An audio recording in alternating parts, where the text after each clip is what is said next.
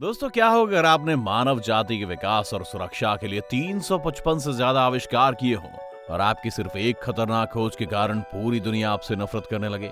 बेशक आप भी टूट जाएंगे। आज हम आपको एक ऐसे वैज्ञानिक के बारे में बताने वाले हैं जिनकी एक खोज के कारण पूरी दुनिया ने उन्हें कोसना शुरू कर दिया, जिसके कारण वो खुद से बहुत ही ज्यादा नफरत करने लगे थे। वो वैज्ञानिक और कोई नहीं, अल्फ्रेड नोबेल थे, जिनकी याद में आज नोबेल प्राइज दिया जाता है। ये वही वैज्ञानिक थे जिन्होंने डायनामाइट की खोज की थी और जिसके लिए दुनिया भर में उन्हें न जाने कितनी ही अपमानजनक बातें झेलनी पड़ी, क्योंकि उनकी डायनामाइट की खोज के कारण ही हजारों लाखों की संख्या में लोग मारे गए और उन्हें नफरतों का सामना करना पड़ा। लेकिन कैसे अपने इस विध्वंसक खोज के बावजूद उन्होंने लोगों के दिलों में अपनी जगह वापस हासिल की, साथ ही साथ मौत का सौदागर नहीं बल्कि शांति के संस्थापक के तौर पर लोग उन्हें याद करने लगे। ये पूरा बदलाव कैसे हुआ, जानने के लिए बने रहिए वीडियो के अंत तक। अल्फ्रेड नोबेल अपने दौर के जाने माने वैज्ञानिक और केमिस्ट थे। इन्होंने अपने पूरे जीवन में लगभग 355 खोज की, जिसमें से सबसे बड़ी खोज हुई थी सन 1867 में, जब इन्होंने डायनामाइट का आविष्कार किया और ये उस दौर का सबसे बड़ा और भयानक आविष्कार साबित हुआ। लेकिन अब सवाल ये बनता है कि आखिर इतने विध्वंस विस्फोटक की खोज का विचार कैसे अल्फ्रेड के दिमाग में आया। ये जानने के लिए हमें थोड़ा इनके जीवन के बारे में जानना होगा कि किन परिस्थितियों में इनका बचपन बीता। तो शुरू करते हैं इनके जन्म से। अल्फ्रेड नोबेल का जन्म 21 अक्टूबर 1833 को स्वीडन के स्टॉकहोम शहर के एक परिवार में हुआ था। लेकिन जब उनके पिता को स्वीडन में काम की कमी होने लगी, तब 1842 में वो अपने पूरे परिवार के साथ रूस के शहर सेंट पीटर्सबर्ग में शिफ्ट हो गए और वहां उन्होंने रूस सरकार के लिए गन पाउडर बनाना शुरू किया ताकि रूस की सेना उस गन पाउडर का इस्तेमाल कर सके। इस गन पाउडर के बारे में आपको थोड़ा बता दें कि यह मनुष्य द्वारा बनाया गया पहला विस्फोटक था।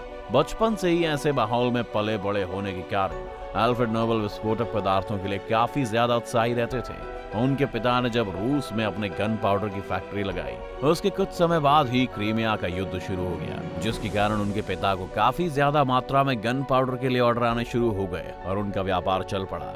और इसी के चलते लगभग अल्फ्रेड नोबेल का सारा बचपन विस्फोटक पदार्थों के आसपास ही गुजरा। यही कारण है कि वो हमेशा विस्फोटक पदार्थों के लिए आकर्षित रहे। बाद में अल्फ्रेड नोबेल की केमिकल्स में रुचि देखते हुए उनके पिता ने केमिकल साइंस में उनकी अच्छी पढ़ाई के लिए 1850 में उन्हें अमेरिका भेज दिया, जहां से अपनी पढ़ाई तो नोबेल ने पूरी कर ली, लेकिन विस्फोटक का सपना अभी भी उनके जहन में पल रहा था, जिसके कारण वो पढ़ाई पूरी करने के बाद घर न जाकर सीधे उस साइंटिस्ट से मिलने पेरिस चले गए, जिन्होंने उस सदी के सबसे बड़े विस्फोटक पदार्थ का आविष्कार किया हुआ था। वो वैज्ञानिक थे एस्कानियो सोब्रेरो। ये वही वैज्ञानिक थे जिन्होंने नाइट्रोग्लिसरीन का आविष्कार किया था। चलिए अब नाइट्रोग्लिसरीन के बारे में आपको थोड़ा सा बता देते हैं दोस्तों कि ये होता क्या है। असल में नाइट्रोग्लिसरीन एक तरह का ब्लास्टिंग ऑयल है जो उस दौर में गन पाउडर या किसी भी अन्य विस्फोटक से कहीं ज्यादा शक्तिशाली था। लेकिन इस केमिकल में एक कमी थी कि आप इस केमिकल को एक जगह से दूसरी जगह नहीं ले जा सकते, क्योंकि इतना ज्यादा खतरनाक था कि इसे इसकी जगह से जरा सा भी हिलाने पर यह फट सकता था। इसीलिए इस केमिकल का उपयोग उस दौर में नहीं किया जा सका था। लेकिन अल्फ्रेड नोबेल ने हार नहीं मानी और वो किसी भी तरह से उसका सैंपल वापस अपने घर स्वीडन ले आए। फिर उन्होंने उस केमिकल पर रिसर्च करनी शुरू की। वो दिन भर इसी रिसर्च पर लगे रहते थे कि कैसे वो इस केमिकल का यूज एक बड़े विस्फोटक के तौर पर कर सके और ये सुरक्षित भी हो। उनके इस काम में उनके पिता और उनके भाई उनका साथ देने लगे। तीनों मिलकर अपने घर की लैब में रिसर्च किया करते थे। लेकिन एक दिन उनके लैब में अचानक से ये नाइट्रोग्लिसरीन फट गया, जिस हादसे के कारण उनके भाई की मौत हो गई। इसके बाद उनके पिता ने यह काम छोड़ दिया और वहां की सरकार ने भी शहर के अंदर ऐसे किसी भी एक्सपेरिमेंट को रोक लगा दी। लेकिन अल्फ्रेड नोबेल ने तो बचपन में ही ठान रखा था कि उन्हें इस फील्ड में काम करना है। फिर अब वो कैसे पीछे हट सकते थे।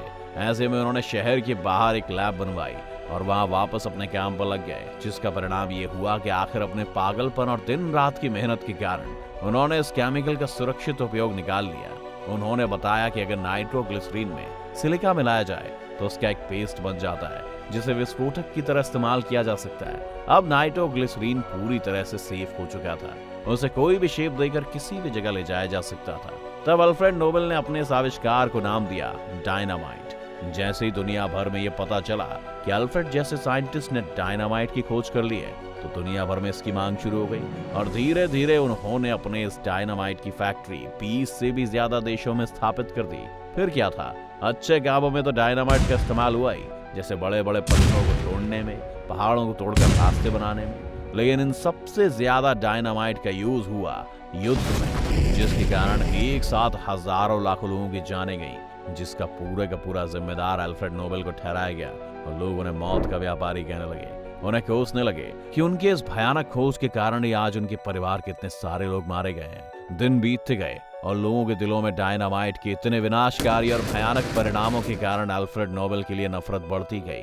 लेकिन जब अल्फ्रेड नोबेल को एहसास हुआ कि जिस चीज का आविष्कार उन्होंने लोगों की भलाई के लिए किया था, साथ ही साथ जिस विज्ञान और दुनिया के लिए उन्होंने अपना पूरा जीवन दे दिया, अब वही दुनिया ने मौत के सौदागर के नाम से याद करेगी, उनसे नफरत करेगी। ये सब सोचकर वो काफी बुरा महसूस करने लगे और उन्होंने फैसला किया कि वो विश्व शांति के लिए योगदान देंगे। और 1896 में अपनी मृत्यु से पहले उन्होंने अपनी जीवन भर की कमाई, अगाध संपत्ति में से एक बड़ा हिस्सा ट्रस्ट को दान कर दिया। और साथ ही उन्होंने अपनी ये इच्छा भी बताई कि संपत्ति के ब्याज से हर साल उन लोगों को सम्मानित किया जाए जो विश्व कल्याण, विश्व शांति और मानव जाति के विकास के लिए बेहतरीन काम कर रहे हों, जिसके बाद से लोगों के दिलों में उनकी एक अलग ही छवि बन गई, विश्व में शांति के संस्थापक के रूप में। तभी से नोबेल प्राइज का पुरस्कार विश्व शांति और विकास के लिए दिया जाना शुरू किया गया। आज स्वीडिश बैंक में उनकी संपत्ति के ब्याज से हर साल नोबेल फाउंडेशन के द्वारा ये नोबेल प्राइज अलग अलग क्षेत्रों में दिया जाता है, जिनमें literature, physics, chemistry, medical science और इकोनॉमिक्स के क्षेत्र आते हैं। आपको बता दें कि नोबेल प्राइज देना 1901 में शुरू किया गया था। नोबेल प्राइज में एक सर्टिफिकेट और तकरीबन $11 लाख यानी कि लगभग 7 करोड़ से भी ज्यादा रुपए की राशि सम्मान स्वरूप दी जाती है। और अगर एक क्षेत्र में एक से ज्यादा लोगों को नोबेल प्राइज प्राप्त होता है तो वह सम्मान की राशि उन लोगों में बराबर बांट दी जाती है। बता दें कि पहला नोबेल शांति पुरस्कार 1901 रेड क्रॉस के संस्थापक हेनरी ड्यूनेंट और फ्रेंच पीस सोसाइटी के संस्थापक फ्रेडरिक पेसी को दिया गया था। दोस्तों, अल्फ्रेड नोबेल की जिंदगी से हमें एक चीज तो समझने को मिलती है कि चाहे हम कितना भी पैसा कमा लें, लेकिन जब तक हमें मन की शांति नहीं मिलती तब तक हम चैन से नहीं जी सकते। दोस्तों, कैसा लगा आपको आज का हमारा वीडियो? हमें कमेंट करके जरूर बताएं। वीडियो पसंद आई हो तो लाइक और शेयर जरूर कर दें और साथ ही हमारे चैनल को भी सब्सक्राइब कर लें। और अगर आप ये वीडियो फेसबुक पर देख रहे हैं तो हमारे फेसबुक पेज को भी लाइक और फॉलो करें।